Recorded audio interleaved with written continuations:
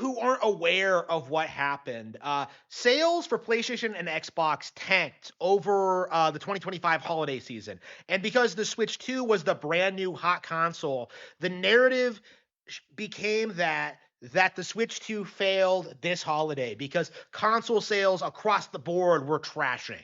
When in reality, it was because of the ever increasing failure of PlayStation and Xbox.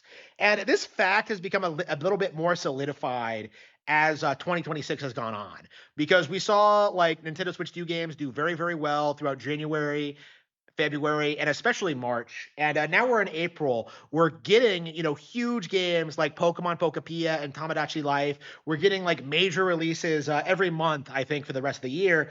And now things are picking up again. Okay, financial analysts want to tell you that like, oh man, it didn't consoles didn't do well in January and February. Like, wow, the slowest month of the year because everybody got consoles before the holiday season. Like, this isn't complicated, bro.